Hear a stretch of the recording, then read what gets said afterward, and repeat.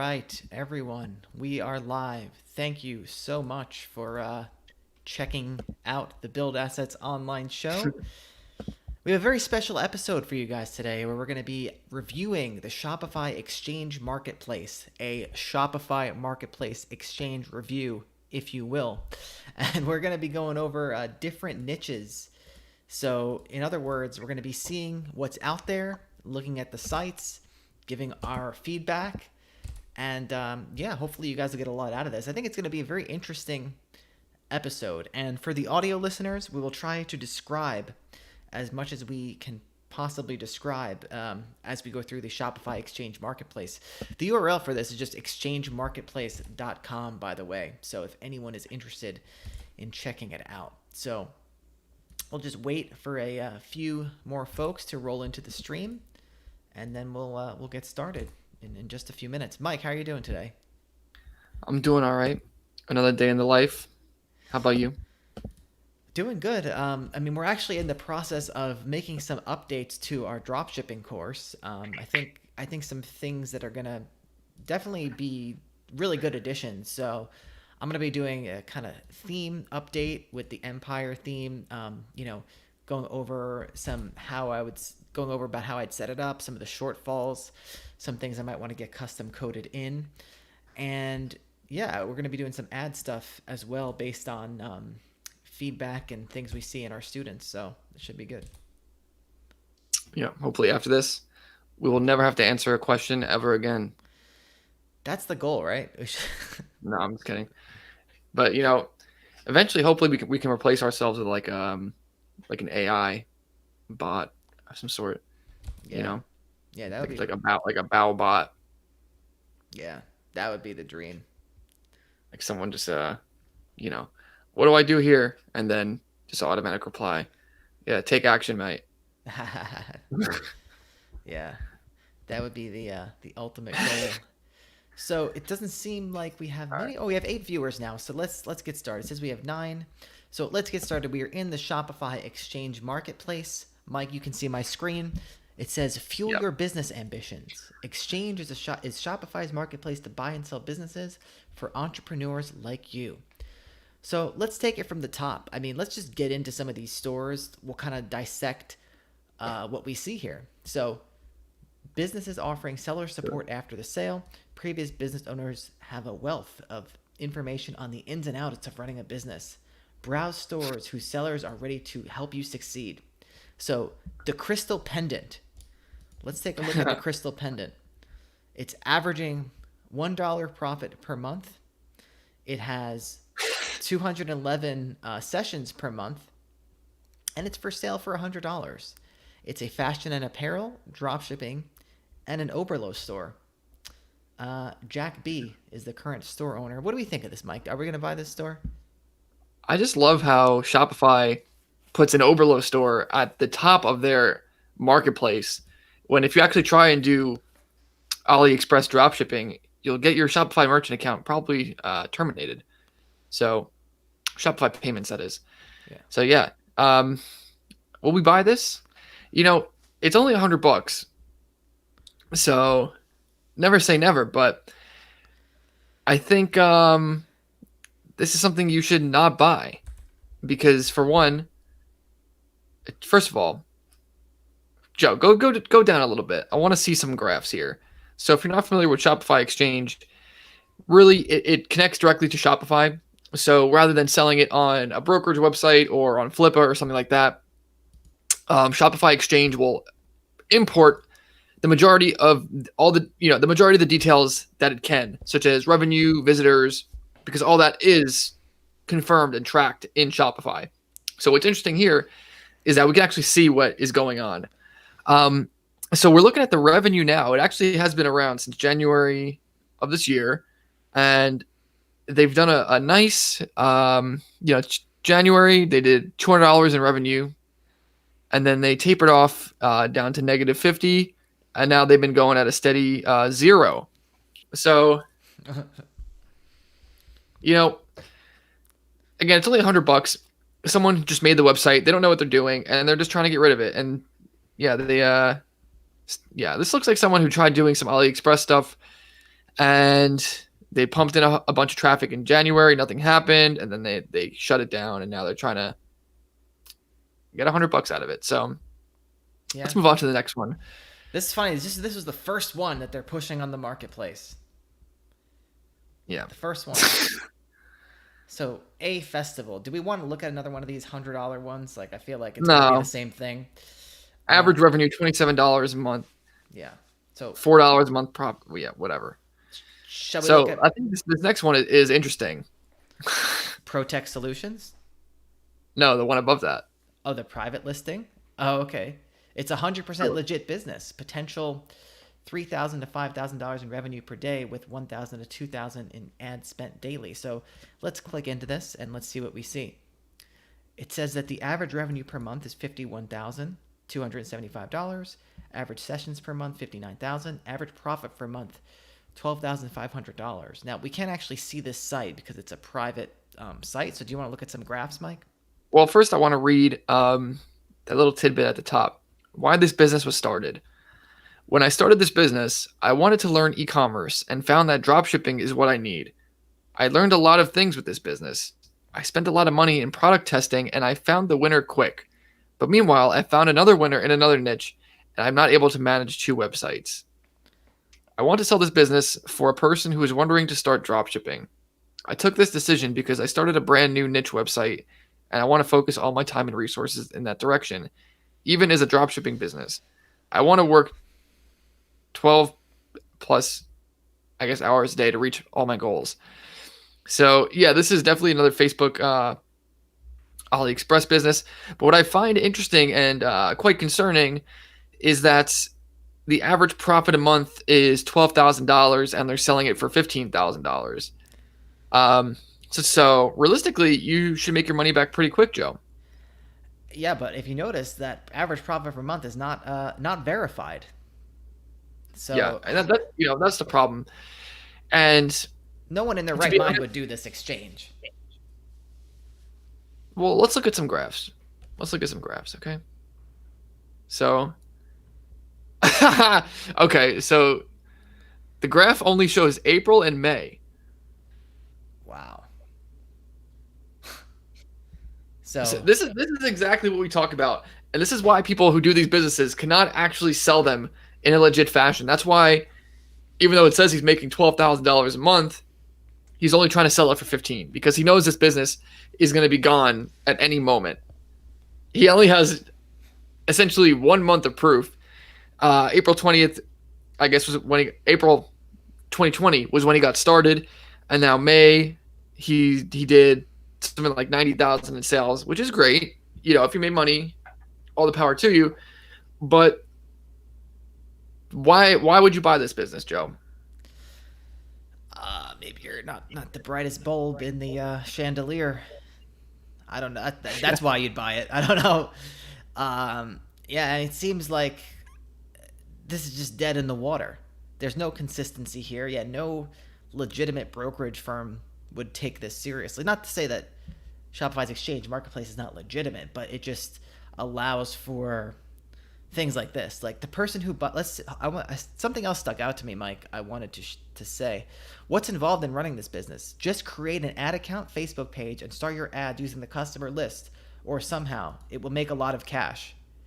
That's what it says in what's involved in running this business. So you don't even get the ads account. You have to make another ads account. Yeah, and just start your ads using the customer list. Yeah. And you'll make a lot of cash. Yeah. I say the odds of this making cash at all, any sort of profit for anyone that buys. Will we vote this is nothing to sneeze at or something to sneeze at? I sneezed at it. Yeah, my allergies are acting up looking at this. Let's move on. Yeah. Hello to everyone in the chat, by the way. Get Fly Fishing, Jacob Kelt, and Mike Mikalako.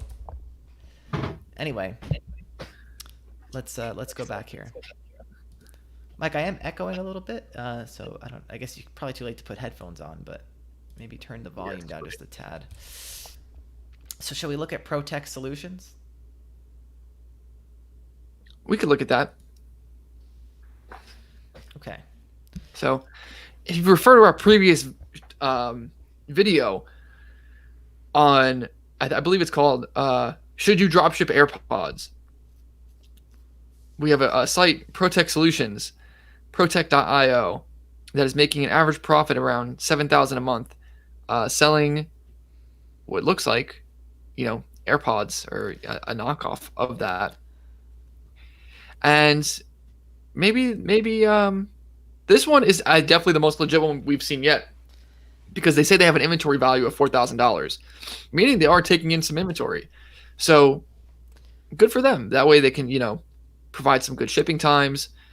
But still, how is the average revenue $9,800 a month and the profit is $7,000 a month? Yeah, let's go down here. Of course, the profit is not verified. I'm assuming. I feel like this has Profit nothing to do margin with is ad spend. 70%. Well, Whoa, whoa, whoa, whoa, whoa, whoa, whoa. Hold on a second. Before we talk about this any further, we just got to the revenue graph. This store has not made any money in like the past year. this is hilarious. We actually have not. We did not look at any of these together or anything before we started this video. Yeah, And yeah, this is how much they want to sell it for. This site. they want to sell it for $49,000. So for $49,000, you can be the owner of an AirPod dropshipping business that since January 2020 has done a solid $0 $2,000. in revenue. No, more like, okay, like 3,000. It's hard to tell because it does like back in January 2017, it does like 48,000. So the graph is like kind of skewed. How would you describe this graph to the listeners, Mike? Like a dead person. Yeah, like they were once like their heartbeat is like ba-bum, ba-bum, ba-bum, and then boop. That's a good one. So what's really a fun comparison versus high ticket dropshipping is like, it's clear these people had some sort of success in the beginning and something went wrong. Of all the stores we've looked at, it's been the same type of thing. Something is going wrong in their business, and what they did is now not sustainable. So they're trying to recoup some cash, just flip it off to some unsuspecting person. And what's unfortunate is that they probably will, because Will they? Shopify is putting their name behind this. But at the same time, if you say you're drop shipping to Shopify, they'll bring negative repercussions on you. I don't. So it's very contradictory. But versus what we do, really, our graph should look like probably the opposite of this. Yeah, it would be slow starting and then a consistent. It would be the hockey stick stick effect. And we both played hockey, but so it's kind of. And it would be much less fluctuation if you're doing a high ticket drop shipping store, because your traffic is consistent. Your traffic is not going away because it's based off of Google Ads, which has evergreen, consistent traffic. People are searching Cuisinart toaster, the same amount per month. Maybe Q4, there's a little bit of an uptick, but you see these consistent search volumes over and over and over again, something you do not get with social media traffic. So this store is dead in the water. They have $4,000 worth of inventory, and they're trying to sell the site for $50,000. And I would not buy this site for $100. Mike, let me just backtrack 1 second. To be fair, to say that Shopify is harsh on dropshippers, when we recently started a store, we had to submit all our paperwork. We were obviously dropshipping, high ticket dropshipping. We have agreements in place with suppliers here in the U.S. We actually got through with Shopify payments, no problem, and we've never had any issues getting through. But knock on wood. But we see that our students have it sometimes.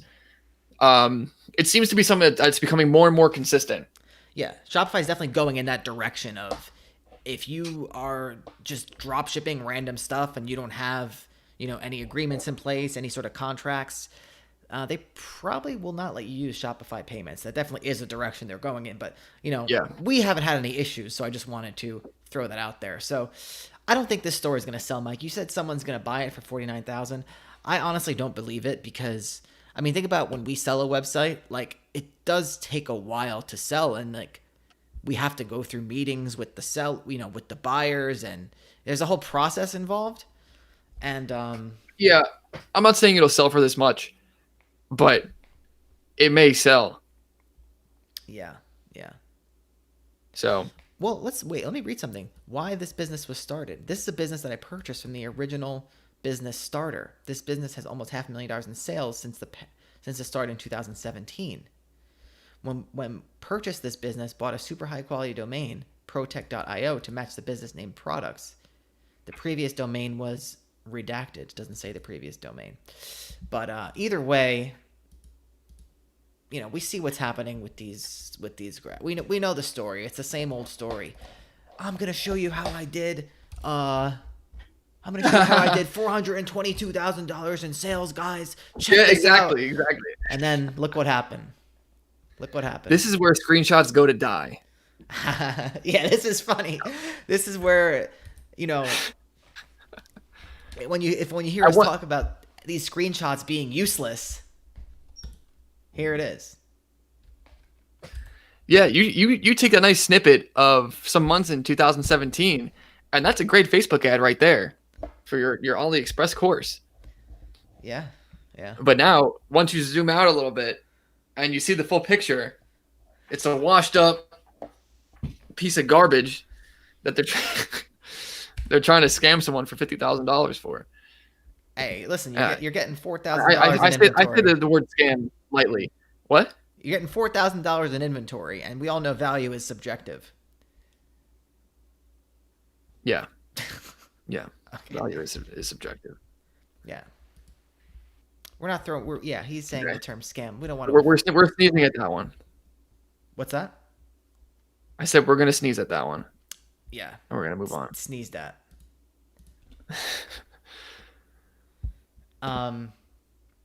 Dion said this is a lot to sneeze at. Let's read some messages in the chat. Track Valley. Quick question. I started a just above low ticket store with which the product is 2,000. The problem I'm having is finding a good supplier. What is the best place to start? We have a million videos on this subject, and plus it's in our course, buildassetsonline.com/asset for the course, and you could just type in Build Assets Online supplier into YouTube, and we talk about this. Kobe Moon says, they are so weird they don't support dropshipping but put out blogs and articles about dropshipping all the time. Shopify. Yeah, they want you dropshipping on their platform, just not using their payments. Yeah.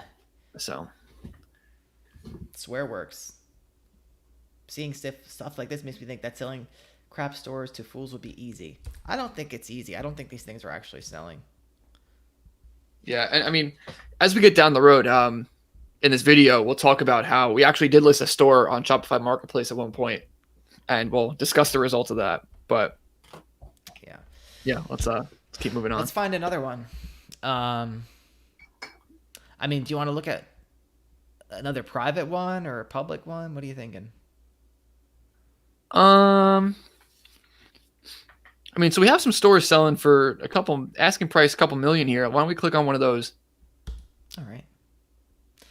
So this one, private listing number 332494, has an average revenue a month of 178,000, average sessions per month 289,000, average profit per month 40,000, and an inventory value of 650,000. Just looking by these numbers, I get the feeling that this might be a bit more legitimate. What do you think? Just based on the inventory value and the profit, not looking at anything else. Yeah, if they're inventory value can likely be proved, and anyone buying a site of this value, it's not going to be some willy-nilly thing. So I'm sure the site is probably more legit. So the business was started. I have seen a lot of potential in online business where market is consistent. I can't read this.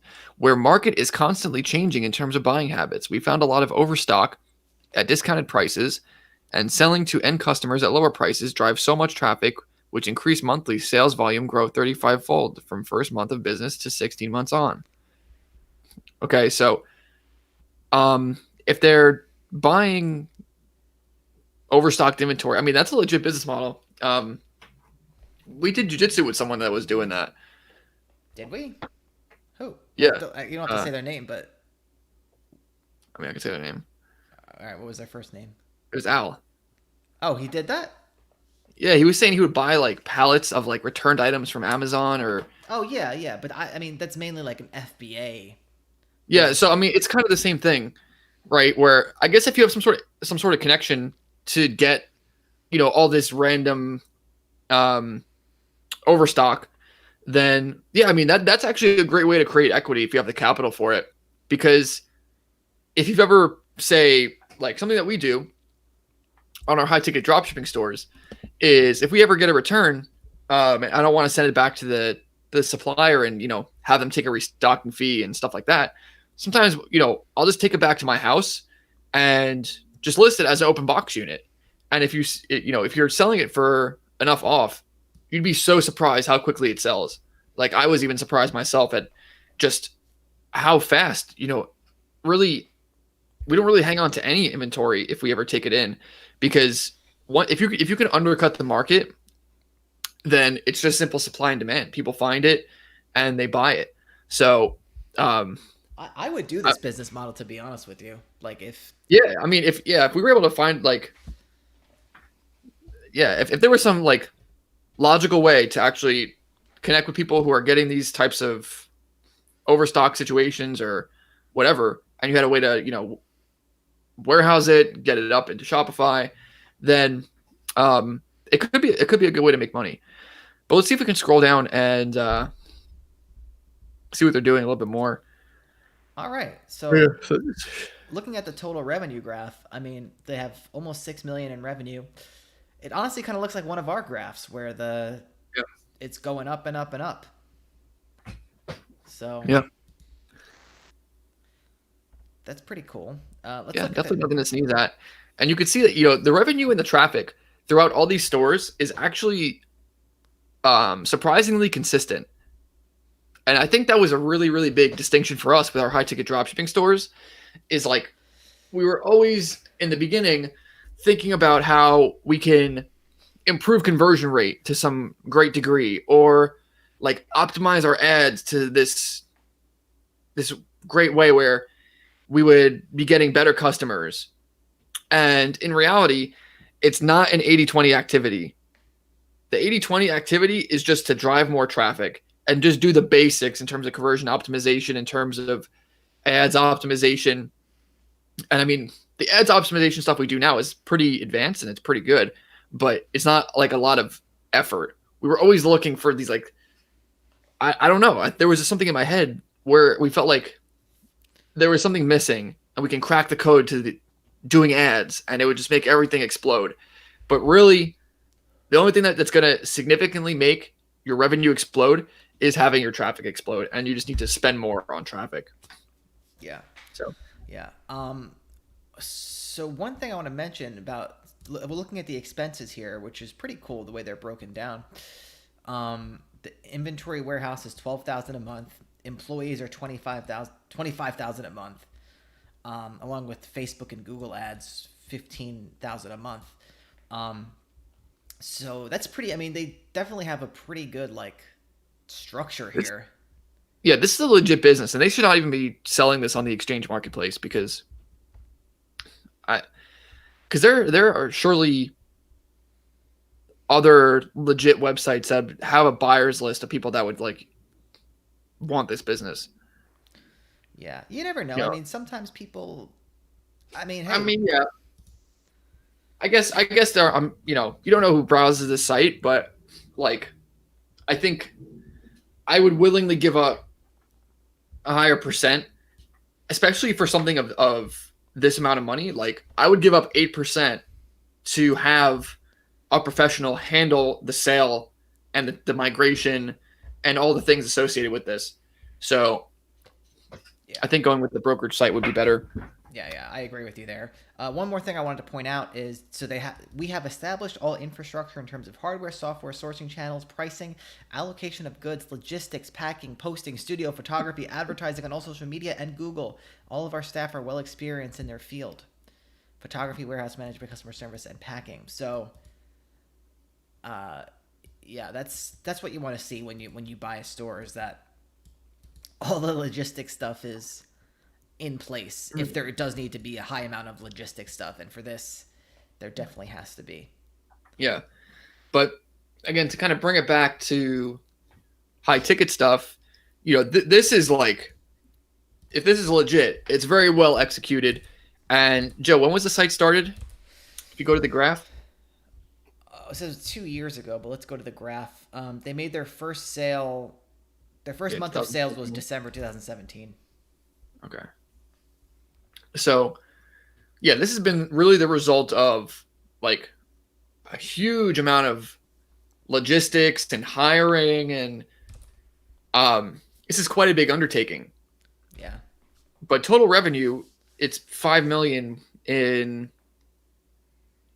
I guess, 2.5 years. No, yeah, 2.5 years. 18. Yeah, 2.5. And I mean, I think we do more revenue than this ourselves. So I would certainly think that what we do is a lot simpler. And these people they have to have, they have to find these deals. They have to get them in. They have to do all the fulfillment, the packaging, the social media stuff. This is a lot more cumbersome than just calling a supplier, getting their wholesale pricing list, putting the products on the website, and then having the rest basically handled for you. Yeah. So, Mike, one thing I do want to point out that I think could be a major downside to this business is we're looking at the inventory value. And who knows when that inventory came, and what the turnover for the inventory actually is. I mean, maybe it's listed somewhere here, but I'm trying to think. our product return. Oh no, product return rate is So 2.5%. I'm saying, for all we know, this inventory could just sit and not sell, which could be a big problem. Yeah, And that would be a heavy consideration. I would want to know like what the turnover on the inventory rate is. I feel like when we met with the CEO of the company, yeah. That's what I was thinking of. they're using like, oh yeah, the term, like all these business terms that, like, I guess in our daily business activities, like, we don't really use. It's not like like the MBA vocabulary. Yeah, he's talking about the turnaround times of products at the warehouse and like all these things that we were like, why are you selling these things at so much of a discount for no reason? He's like, oh yeah, you just got to like get it out of the warehouse. Yeah. And I guess that makes sense to some degree, but I don't know. I think what we do is a lot simpler. Yeah. No, I'm not gonna sneeze at this store, but I do think that for a beginner, it would be a lot to take on, and this isn't personally something The average person is not going to be able to create a side income or, quit their job anytime soon doing this. It's not a scalable model to just have anyone do. Yeah, I would even be a little understatement, a lot intimidated buying a business like this, dropping 3 million on a business like this. Oh yeah, I would be scared out of my mind. So we're not gonna sneeze at it, but Yeah, yeah. We're not gonna not sneeze at it either. All right. Oh, another AirPods one. I don't even want to look at it. Should we look at it just for the The lulls? for the lulls? Well, yeah. Open up. I'm gonna read a question or a statement from some people. Read the statement. Track Valley said, I watched the exchange almost every day, and you're right. A lot of stores stay up on the exchange for months and even longer. Track Valley, if you can enlighten me, why are you watching the exchange? What are you looking for? Have you bought an exchange store before? If so, what were your results? Wait a second, Yeah. Mike. I think Kobe Moon was one of the people that was kind of like flaming us a little bit on Spencer Cornelius' video. Oh, Now, was that the guy? yeah, he was like, my drop shipping mentors, they do this, and this. Thanks for tuning into the stream, Kobe Moon. I really appreciate it. But let's read his comment. Art, can you just confirm that you're that person? I'm just curious. I'm not holding any ill will, of course. I just want to know. The frame of thought for the low ticket guys is just to scale and burn as many products as possible. If it's a one ticket store, that means the entire store. For general, they just test 10 plus products a day. They do pretty good, but it takes a lot of active work and not much long term potential per store. If you're the same person, I'm thinking that's not what you were saying in the. Yeah, that's Yeah, he yeah, is. okay, it is. So he really just outed himself, and he outed the entire business model he was trying to defend. Nothing personal against you, Kobe, but I mean, as we showed on this stream, and as you just said, the whole idea behind these low ticket stores is to just have these quick wins, and then it gets completely burned to the ground. There's no long term sustainability with it. So how is it ethical or even make sense to go and say, yeah, look what I'm doing, you guys can do it too, knowing that these people, the majority of them are going to fail, and even if they succeed, it's going to fail eventually. Yeah. And I do want to say, I think that there is a potential low ticket play that you might be able to do if you actually you find something that works and you do start taking the inventory. I think that is a very possible thing to do, but I don't see it as something that that's such a long shot. Like that's we like to do things that are simple, create valuable stores quickly that you could sell. Like doing that is such to think that you're going to go from nothing to just finding this amazing product and then importing a ton of inventory and then logistically shipping it out to people, and like you're just taking on so much risk for no reason, and you're not even likely to get to that point because like we see in these stores, it dies out. You're talking about like building, what is that the term, like in quotes, building a brand. You're talking about building a brand, which is like a very advanced thing to do, and this whole AliExpress dropshipping thing tries to like shortcut that in a way that is kind of silly, if that Yeah, makes sense. yeah. But one more thing, Kobe, so are you changing your tune on this whole thing? Like what's going on here? That's pretty funny. And it takes a lot of active work and not much long-term potential. And that's, even if people that are successful with it, the problem is that, again, the majority of people are going to have a very hard time with any new business model. And so to put them on something that does not have a long-term success plan, they're going to lose money like 99% of the time because they can't keep failing and failing and failing and failing if they have to waste money every time and it doesn't bring them forward in any meaningful way. Meaning if they fail doing product research, they have to scrap it and do research on something else. Whereas with high ticket, you have the store. It's if something doesn't work, which I mean we rarely see, but at least something not working is like getting a couple sales here and there, and maybe you break even or maybe you lose like $100 or a couple $100. It's not that you have to spend $1,000 on ads, and if they didn't work, you have really nothing to build off of after that. So that's why we hate on it so much, and that's why it's such a bad idea to teach people to do that. And in the end, what is it even worth if you make $40,000 in a month, but then next month it goes down to nothing? You can sell a store for $40,000 that's making $2,000 a month high ticket, and it's not a lot of work. $2,000 a month, you can maintain it yourself. You can live in friggin' Belize, and it's a way better lifestyle. So You can live anywhere. I mean, you can live in places in New York, you can. yeah. Yeah. And Colby says, yes, I've been watching a load of your videos and some other high ticket guys. My point on Spencer's video was the argument that they aren't making money. There are several big dogs that are not.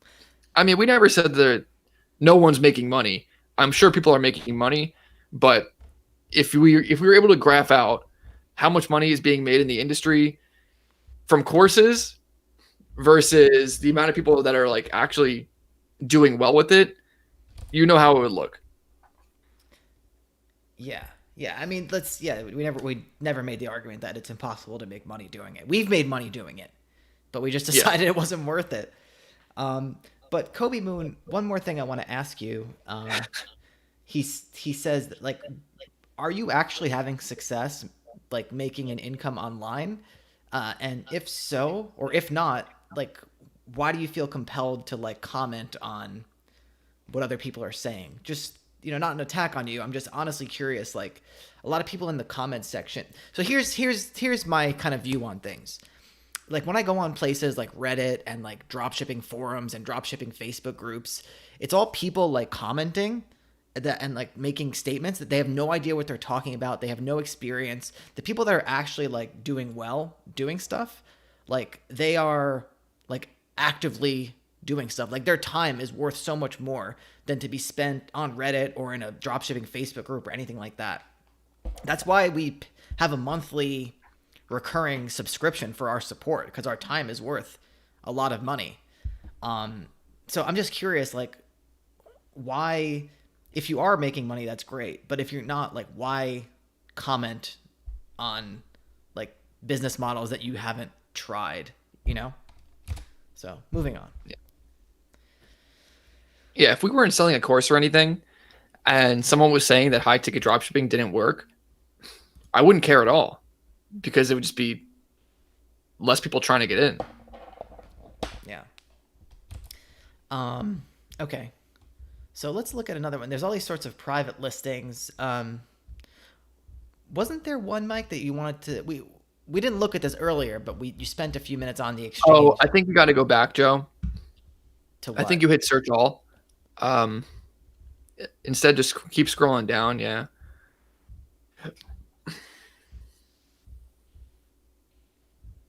Should I press see more to see the rest? Um, Let's press it.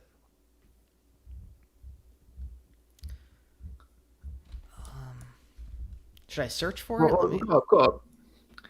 What I, was that? Modern rustic home. Let's look at that. okay. Though this has inventory. Let's take a look. Modern Rustic Home, themodernrustichome.com. I saw a very underserved niche in the market and have since been filling the void. I didn't know that the home was an underserved niche, but it is still a niche that is in high demand and always will be. People are fanatics about this stuff and go crazy for it. I noticed on social media people would comment on others' photos. Where did you get that? Like it was what? Like it Well, Joe, was. can you go to the site? Can you see it on my screen, or did it not change the tab? Yeah, yeah, I can see it. Okay, Okay, so it's farmhouse style stuff. like signs and whatnot. Oh God. Yeah, this is really underserved in the Oh marketplace. yeah, you can't find any of these signs with this cursive writing anywhere. Oh no, a dog sign. Some of my best friends have never said a word to me. Okay. I All right. Well, I think have to say, Joe, this is quite a cheeky episode. I like this. This is a good format. I like. It's probably not going to be that great for the audio listeners, but Yeah. Well, we're trying to describe what. Okay, so yeah, we're just being sarcastic, but the website itself, if you're listening, um, it's actually just like those cursive signs, like the live, laugh, love signs, and shirts and mugs.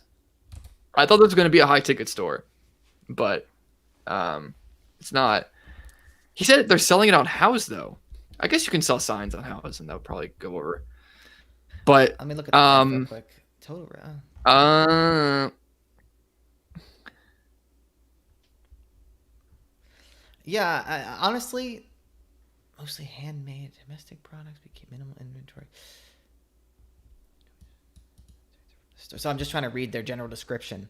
A yeah. unique decor and home furnishings dropship store with a great niche for those who want modern, rustic farmhouse style and don't want to filter out all the others. Mostly handmade and domestic products. Product assortment opportunity is endless. We do keep minimal inventory for only one vendor. Takes about 10 square feet if laid flat. However, no physical inventory is needed for the remainder of the store. Why would someone buy the store? We don't do any paid advertising. Right now, we have an email list of about 1,000 subscribers and a social media following of about 40,000 plus, and 600,000 impressions monthly on Pinterest. Well, impressions don't really mean much on Pinterest. People always use that metric on Pinterest. It's so stupid. SEO value is crazy on this store and ranks above Amazon and Wayfair for a lot of keywords. We also do a select of our few products on third-party sites with Shopify's integrations. Does it outrank? Let's check. I'm gonna verify that. Let's go to the videotape. I'll verify that. Oh, will you? Okay. I'm going to Ahrefs. In the meantime, you want to yeah. So I don't know. This is an interesting. Okay. So if you are gonna do low ticket dropshipping, like in general, I personally feel that this is probably like print on demand or something.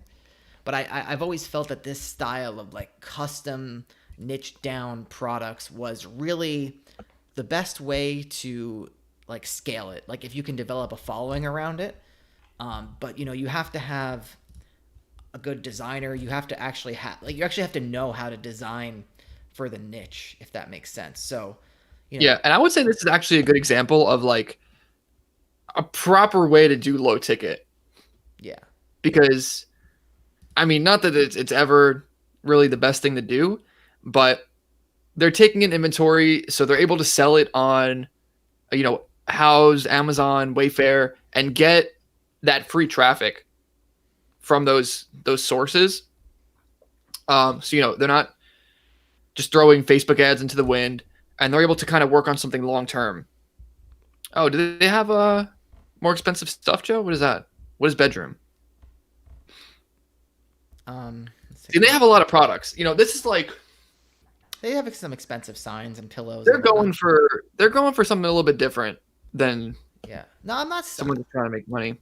I'm not seizing at the store at all. To be honest with you, I think this is definitely. I wouldn't need that. But one thing I will say actually, so I'm looking at their Ahrefs. It's not bad. But so it says the organic traffic is around 1,300 a month. So I mean that's from Google, so you can assume they're probably getting a decent amount from Pinterest, maybe. And I mean, they're only really. They rank number 1 for farmhouse rug. And it's a blog post. What is it, like 8 best farmhouse rugs or something? Choosing the best farmhouse rug for your space. Oh. And that has that term itself has 1,000 per month according to Ahrefs, so they probably get a lot of traffic from that.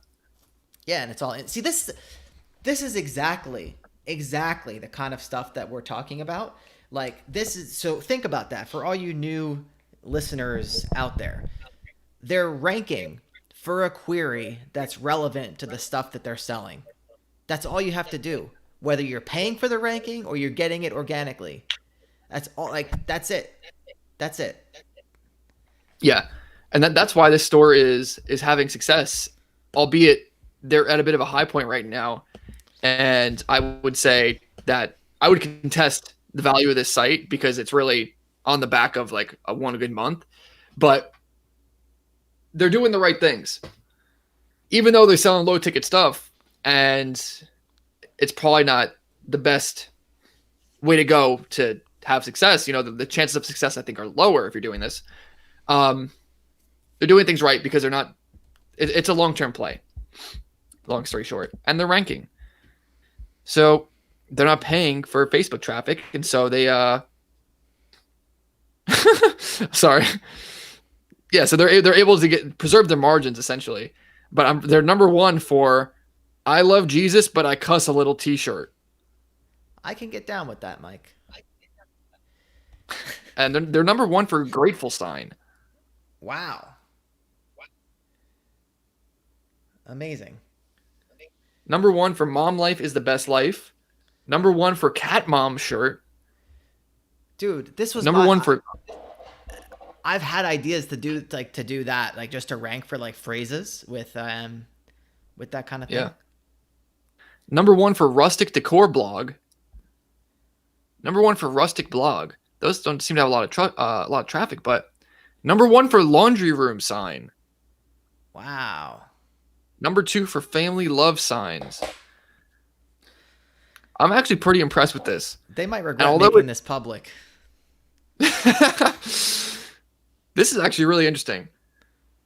Number one for blessed mama shirts. See, they have the audience down pat. They really do. With the the blessed mama, the script, the whole aesthetic, they actually have it covered pretty well. Yeah. So I'm not going to sneeze at this. I'm not going to sneeze at this at all. I think this is very. I mean, yeah. I would contest the value just based on their. I would like this person to join the fleet. So if you're out there, what's that, Mike?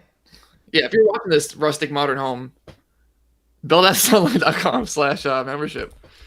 Yeah. No, honestly, this is the type of Michael said, "Plot twist: the site is yours." Not yet. No, I'm impressed with this. I just I feel like okay, it's making $4,000 a month, like big deal, but at the same time, I guess I'm just really impressed with the execution, and I'm more excited about that they were able to execute this and like kind of do a lot of the stuff we talk about, not with the Google ads, but with SEO. Yeah, but the site is actually selling for way too much. If I was on Shark Tank right now, I would, I'm trying to sell Rustic Home, or I'm giving away 10% of Rustic Home for $225,000. I would be, shot back in my chair because the site, if it's only making $4,000 profit a month, and inventory value is $5,000, so you can take that off the top. So it's $4,000 profit a month for $220,000. So you're looking at about like 50 months. I think I'm doing the math right.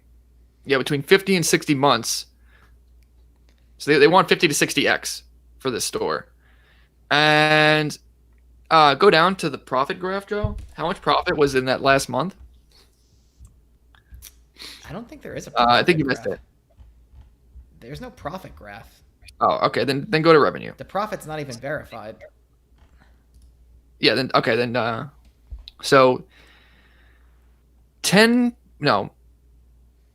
15% of the revenue in the last 15% of the revenue over the last 3.5 years has been from 1 month. So I would not buy this for that price. What they say the profit margin was 30 to 60%. So look at so I mean they're probably making a few thousand a month. Yeah. So I mean for $40 to $60,000, maybe it's something to sneeze at. Yeah. Maybe less. So I mean if I was the Rustic Home Decor and I was talking, or if I was talking to the owner, no one's going to buy it for this price. But I think if you keep at it, then you can have something on your hands that you can actually sell for more than $225,000. Yeah, for sure. But I think they're trying to sell it because they don't believe that the numbers will stay up like this. I'll tell you what I really like about this, Mike. The print on demand thing is that while we've never really had, well, we have had one issue with a supplier. What I like about print on demand is that you're very diversified in the fact that there's so many places that do print on demand. So, your risk is very, very, very, there's like really no risk to any part of that part of the business model. Not that we have much risk with our supplier relationships, but, as far as like managing inventory and like all that stuff, like it's got to be so easy. I think there's definitely some upsides to it. So, very interesting. I agree. Very difficult to execute, but very interesting. Let's move on. Let's go back. I want to find a high ticket one, Joe. We'll find it. Let's go back to the chat for a second. Kobe Moon. I'm very fascinated by Kobe Moon. He's become a convert. Kobe Moon. If you buy the dropshipping course, you said you're working on a high ticket store, which I don't know how you would do that without having a course, but if and when you buy the course, Colby, and you start making sales, we're gonna have you on as another. We're gonna do another high ticket baptism. Gonna dunk you in the water and then pull you back out. Um, so commit. He says, "What's your outlook on the future of affiliate marketing? How will it look 10 years from now?" I don't want to get too off topic on this, but I mean, there's a lot of different flavors of affiliate marketing. There's the Amazon affiliate marketing plus SEO type thing. There's the other sort of affiliate marketing where it's like you're buying traffic from like ad networks like Outbrain and stuff like that. We don't do any of that. There's the affiliate marketing that we do for Build Assets Online for services like Tidio, Grasshopper, Empire Theme, hopefully some other things soon. So, I mean, affiliate marketing, I think, is always going to exist because, and the best execution of affiliate marketing, in my opinion, is that if you're actually giving someone, um, you know, you're teaching them something, and then the services you offer are like relevant to what you're showing them. So, for example, I'm showing you how to build a dropshipping store, and this is the theme I'm using on my stores and in the tutorial. It only makes sense that I would be an affiliate for that theme. So, that's like web hosting. I'm teaching you how to build a website, and you know, so affiliate marketing is always going to be around in that regard. But yeah, that's not really a good answer to your question, but whatever. Wait, Joe, I think I got an interesting one. Okay, how do I find it? So go to just search in the exchange. Just search number 4M. M4M. M4M. Yep. Just search Ooh. that. M4M parts for electric scooters. More mini. Okay. Let's take a look at So they're it. selling like Segways.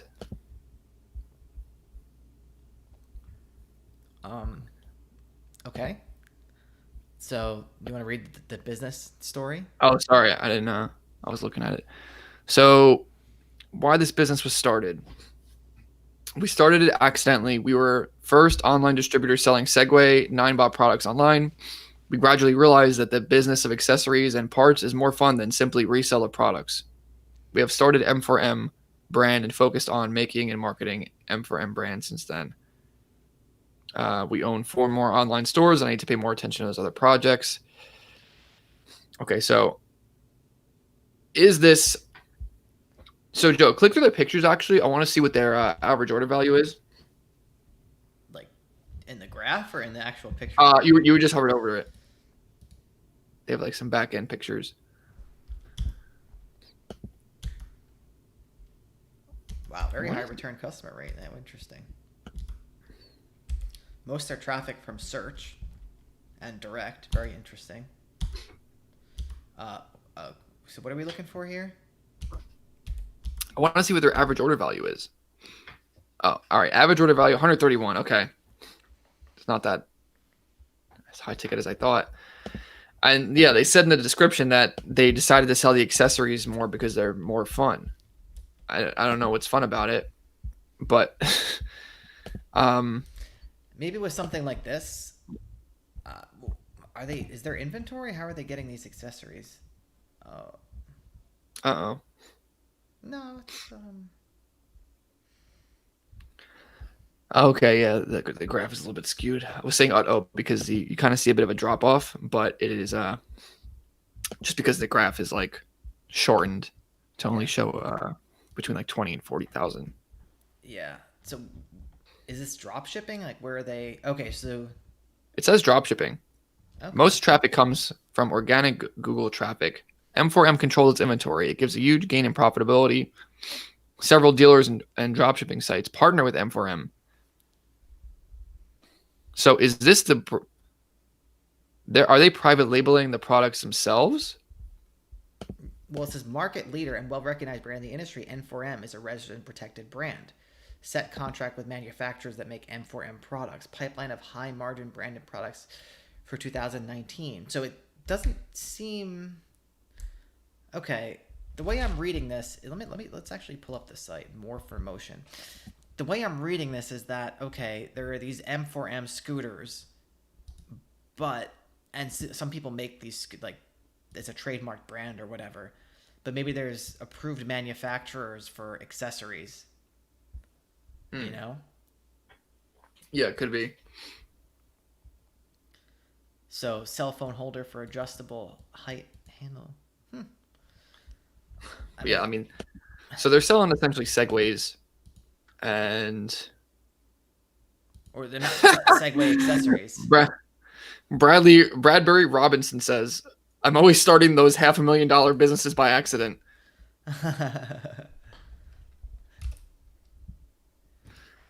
Yeah, I don't know, this store doesn't make sense to me. Yeah, I don't know what they're doing. I want to find a high ticket one that's like strictly high ticket. Well, didn't we find we were you found it before? I kind of remember the name. I mean, you could search it if you want. Stool. No, nothing to see here. There was something to do with stools, right? Yeah. Huh.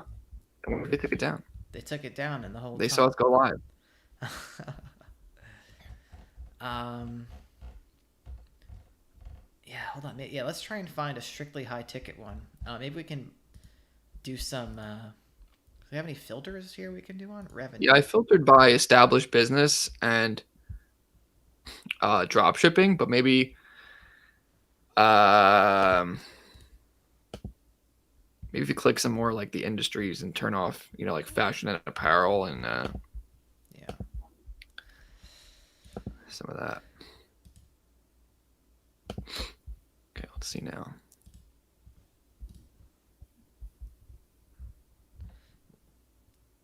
Well, a lot of these are like private listings.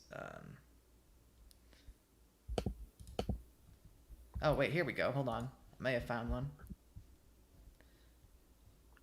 Huge air No, kayaks. Air Kayaks Direct.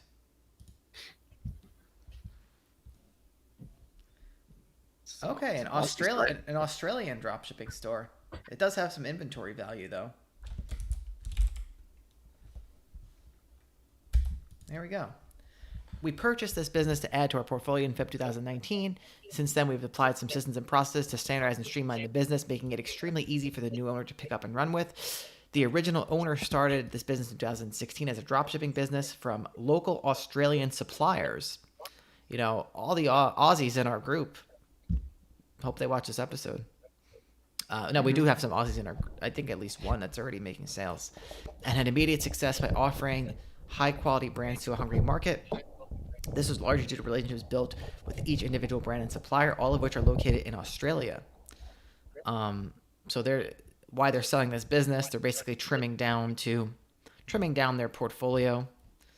Um, so let's take a look. I mean, the graph. Taking a look at the graph here, it is. I mean, it does have its ups and downs, but it is doing consistent revenue. Yeah, I guess you can say that, but the problem is if the valuation is based off of. So, I mean, for the listeners, what we're looking at is 4 years of history, and the biggest spikes in sales have come in January 17 and January 18 and January 19. January 20, it was a big difference, Well, wait a second. really. I might say something's totally stupid, but this is about like kayaks. Either like this is for like the Christmas season or something, or it's like related to like weather in Australia. Is there summer in Yeah, December or Australia, something? it's summer in January. Well, there you go. And that makes sense. Um, so I mean, what do you want to say about this site, Mike? I mean, it's thinks I think it's what we do on a very very small scale, and this is kind of what Yeah. it's nothing to sneeze at, because it's making year over year it's making consistent sales, smaller than we'd like, Mhm. but it's priced a little high, but I think maybe he can sell it for 38, 35. What do you think? 38, 35,000. Yeah, Yeah, yeah, yeah, sure. Yeah, I mean that would be a good buy for someone. I would just want to take like the last 12 months and look at it from that standpoint, because if he's averaging all 4 years together, um, it's clear that this year is a bit lower. yeah, yeah, for sure. So that's I mean, concern there. But something must have happened in January, I guess. I mean, coronavirus wasn't even really around, but I don't know. I don't want to know why this happened, but to compare this first to some of the other stores that we looked at, some of the low ticket stuff, you have over 4 years of sales history, which is good, and you could see consistently year over year, it's the same sales pattern. So you know what you're getting, and even though he's not selling it for a lot, um, I'm sure this business does not take much to run. How much? What's the average order value? To go to the site or look at a screenshot or something. 767 Australian dollars. Yes, look at a revenue. I want to see like how many sales they make a month or something. Oh well, Average there you revenue a go. month, Well, you can see the 15,000. total orders. It's about, it Oh goes, yeah, yeah, from 20 to 45 a month, maybe in that yeah. So I range. mean, that's like less than 2 orders a day that you're processing.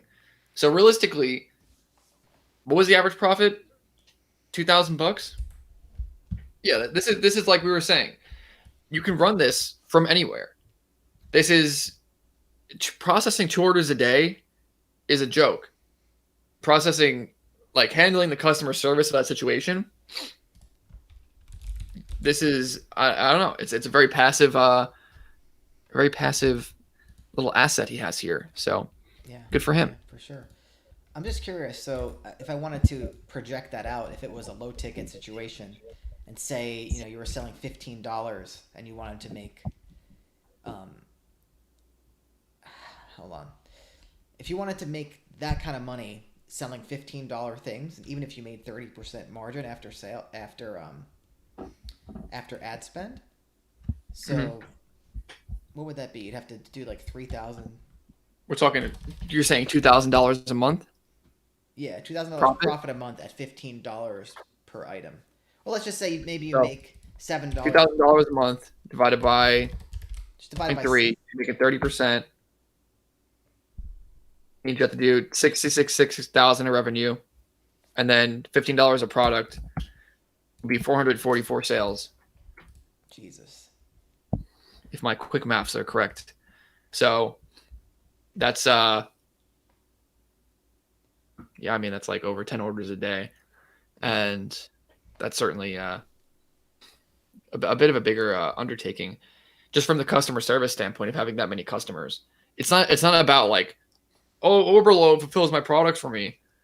Oh, Oberlo is not going to help you when these products come late, when they're damaged, when people want to return them.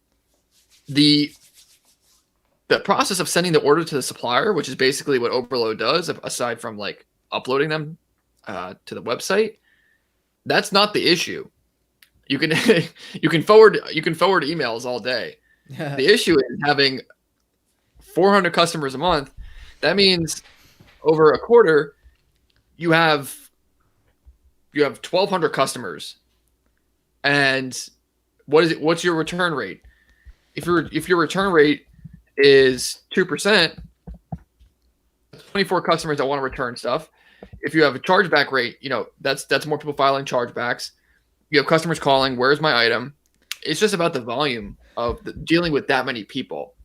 And so for $2,000 a month profit, it's going to cut into you big time to outsource that and have someone handle the calls, which should be happening. But if you're only selling 2 products a day, realistically, you can run that yourself. And honestly, I mean, there's probably a lot more potential for this store just based on the fact that it's been so consistent for 4 years. And go to the traffic, Joe, because it doesn't seem like there was a consistent effort to actually increase the traffic. I guess yeah, it's been about steady. Although they tried to, looks like they tried to go hard I in don't think it's January. I don't think it's too different. I mean, Well, yeah, all it was more consistent with what they did. They were like, all right, you know, peak season's coming around, the traffic went up, but the sales did not perform as expected, and maybe that's why they're trying to sell. yeah, yeah. So apparently, the Exchange Trust does have a dedicated migration team. What is that? I'm just looking at. Sorry, I just got distracted by this other thing. Maybe Shopify does help you migrate it. I'm sure they do. In Verify some revenue way. and traffic, secure messaging platform, dedicated migration team. I mean, we're looking at the first two things. Well, first, we can see the verified revenue and traffic, secure messaging platform, great. Escrow payment system, great. You can use escrow.com or anything else third party if you wanted to do that. Dedicated migration team, okay, that's fine, but that's still not verifying anything like profit wise for you. That's not having a broker going in and making sure that everything makes sense and verifying your P&L. It's just that if you're making a purchase, then okay, yeah, Shopify is going to help you, change Yeah, it over. yeah. I mean, honestly, no. I would buy something from the exchange. Like I would buy, if I was in the market for a site like this, I would buy a site like this just because, obviously want to talk to the seller a bit, but I think this would be something that would be pretty easy to verify ourselves. Yes. But if it were to get beyond the scope of that, yeah, I would want definitely a third party unless I had my own, audit team or something like that, something like in that regard. So not totally hating on the exchange. What's that, Mike? I'm going to look this up on Ahrefs. Okay. So I'm not totally hating on the exchange, but I think what they should do is they should really get rid of this low quality stuff. Like I feel like there should be someone independently, like there should be some criteria, like it has to have consistent revenue, or it should be just in a totally different section where it's like, no revenue past like year or something. Yeah. Like interesting here. I'll go to the chat while you're looking that up. Okay. Kobe Moon said he was just going to execute his high ticket dropshipping store and see what happens. He has a good understanding of dropshipping in general, have done it for a year now. I've also developed a decent understanding of Google Ads. And he also says that he will keep us updated, and once that stim check comes in, we already know he's going to buy our course. Well, yeah, I mean, good. I hope you can get it rolling. Bradbury Robinson. Oh wait, you already read his comment. Mick says they did have really bad bushfires over a lot of the country last January, so maybe Oh yeah, they did. that could have been part of Yeah. the sales thing here. Yeah. So So Joe, they're actually ranking. I'm assuming this means in Australia. yeah, Um. you can look at the flag. Yeah. Yeah. So it's hovered over the Australian flag. So they're actually ranking number 5 for inflatable kayak. Yeah, that's the thing with when you're doing a dropshipping store in another country .com.au. I think a lot of the organic real estate is ripe for the taking. People always Yeah, we ask. were talking to one of our students about that. Like he actually got a sick domain, even in Canada and in UK. I mean, we talked to our one student in the UK that's like crushing it right now. Yeah, But yeah, like you can get awesome domains. There's like no competition. So yeah, it's people really should not be weary of doing this stuff in, UK, Canada, Australia. yeah. But yeah, this guy is he's doing some interesting stuff. I would say it's something to sneeze at. And I'm just surprised his revenue is so low. Honestly, Let's maybe let's I would take. want to talk with this guy and see what was going on because to me, Should we If you're buy? ranked number 5 and number 3 for inflatable kayak, Australia, I don't Well, know. I'm looking on his site right now, actually. I want to see if he was doing retargeting campaigns. He's using Empire theme, which is great. Yeah, Still looks really good. this. I hate this. This thing slows down the site so much. This floating thingy. Oh yeah. So So if you're watching this Air Kayaks Direct, join the fleet. yeah, yeah, We can help you. cool. But I'm tempted to say that he's not doing much retargeting or doing any RLSA campaigns, which is probably a huge disservice because he's getting this really good free traffic, and I think there's a clear path to domination doing this. I think So there could be some color stuff done. That might help out a little bit. You know, maybe some a floating ATC, something like that could help out. But yeah, yeah. No, see that's the point where I feel like, this is the point where we would look at it and we would do a little bit of optimization, even though we would, always say like, oh, the optimization is not critical when you're first starting. This guy is good for starting. That's the point. It's been 4 years, and now it's all right. Like now you can see, okay, what's gone on in these 4 months. You have good data to actually go off of and say, okay, if we tweak this, let's check out how it changes versus what's been normal for, the year over year. Yeah. So this is when things really can get interesting for you. But, yeah, I think all in all, this site is actually really good. I am just surprised it's not doing more revenue. I'd really want to look at that at their ads account. We know who the owner of this site is. Do we? Yeah, I don't know if I want to we might be able to contact them, is what I'm saying. I don't know how much detail I want to get into on the stream, but I 99% sure we know. So we may have to hit them up. We haven't talked to them in a long time. I think I know who this is. Yeah. I think you're right. So. All right. I think it's been a good stream, Mike. I think we can wrap it up. It's been over an hour, but yeah, unless anyone has some final words. Yeah, I'll tell you what. I'm gonna run to the bathroom real quick. Let a few comments roll in, and then we'll end it. Hold on. All right, go to the bathroom. We got gaming with a bad dad here. So, yeah, Silver Mushroom. I don't know if COVID was actually causing sales issues, especially, from our end. I did not see anything in January or February really happen. And that's just in America. But really, I think once things started shutting down and we started going into like these supply chain type scares, that's actually when our stores started shooting up. And that was probably, I don't know if that was March or April. But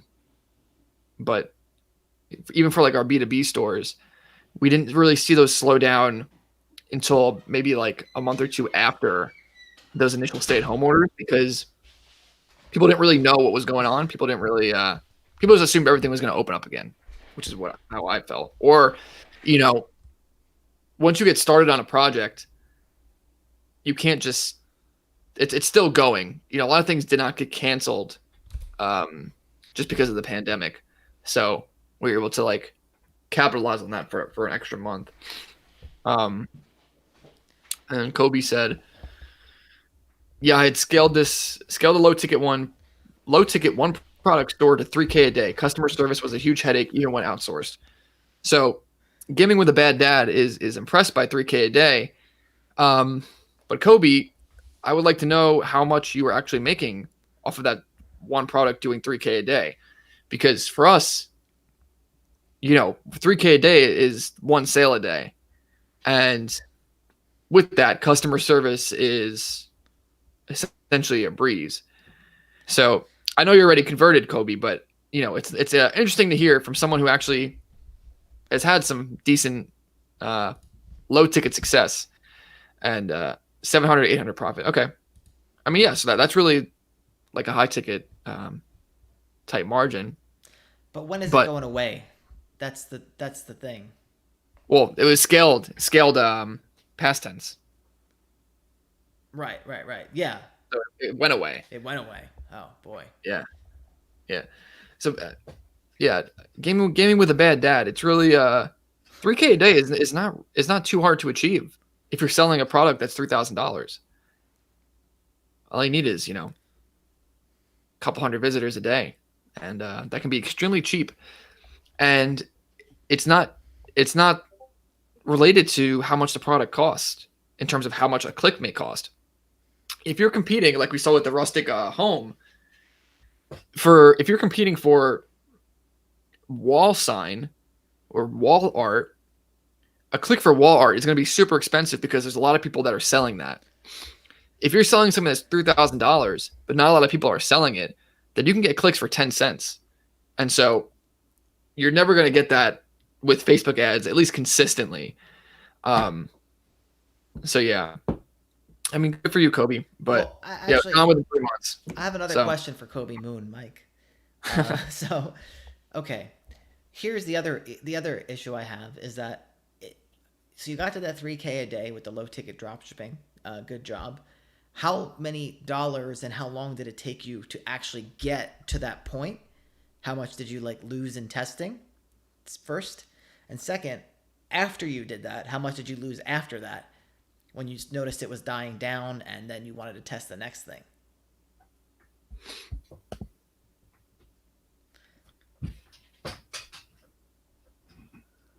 So it'll probably be a few minutes until he answers. yeah, well, 1 terabyte, he says. I don't think he could have heard my question yet. I think it's on too much of a delay. Oh. In any event, this was a good one. Yeah, I think we got to do more of these. I like the format where you have something to look at rather than just talking. Yeah, yeah, that way we can comment on it more. Yeah. So yeah, if you guys like this, definitely let us know in the chat or the comments or in the fleet or something. But if you didn't like it, then tell us that too, because Yeah. we won't do it again. Yeah. Well, also let us know if there's something else that we could comment on. I don't really want to do like reaction videos, but I am, stuff like this. If there's more stuff like this, that I can think be. stuff like this is super helpful because I think the problem is that we don't show a lot of examples compared to like other people because we're not trying to expose stuff that like our students may be doing or whatever. But with this, it's already out in the open. And I Yeah. think, people that aren't in our courses or stuff like that can like have a little bit more to chew on when we talk about these like legit examples. Yeah. Yeah. We'll definitely go through some public, yeah, we could definitely do like some public things and like comment on it, like definitely look up like other, we could probably garner a list from sites that other people have talked about and kind of give our own feedback on it, whether it's like affiliate sites or whatever. Yeah. So Kobe answered, Joe, if you want to read that. He says, I think it was Then slightly call lucky, it a day. like the third or fourth product he tested. Couldn't find a winner for months. I assumed I sucked. Now I'm starting to think it's not as easy as it seemed. Don't worry, it's not your fault. Have you been Yeah. failing at low ticket dropshipping? It's not your fault. The problem is that Yeah. the business model is bad. That's a really good ad, Joe, actually. Oh my god, I don't even want to blow this up on camera, but I really want to do like a pharmaceutical style YouTube ad. Yeah, like that. Yeah. Yeah.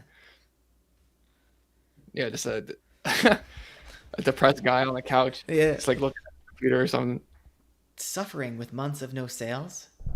You may Ask your guru about high ticket dropshipping. Yeah. You may be experiencing Low ticket dropshipping itis. And Kobe A common says, condition that results in bankruptcy, loss of motivation, commenting on Reddit. divorce. Yeah. Um, All right. all right. To wrap it up, Kobe says, "Sorry for the slight hate on Spencer's video. Hey man, Yeah. I don't hold any grudges. It's all right." It's kind of funny. And with that, this has been another thrilling episode of the Build Assets Online podcast. If you would like to learn more, you can access us 2-on-1 with the buildassetsonline.com elite fleet membership group, buildassetsonline.com/membership. We have our dropshipping course, high ticket dropshipping course, where you can build an asset and then one day maybe sell it on Shopify Exchange or a different site. That's buildassetsonline.com/asset. We have our Kindle course, buildassetsonline.com/Kindle, and our free course, which shows how we build our portfolios for a diversified set of income. And that is buildassetsonline.com/playbook. Yeah, take it easy. Let's just sit here waving because I was told that the stream like cuts off. So let's just wave for like 20 seconds, and then hopefully the people who watch it back can see the real end. Thanks for tuning in, everyone.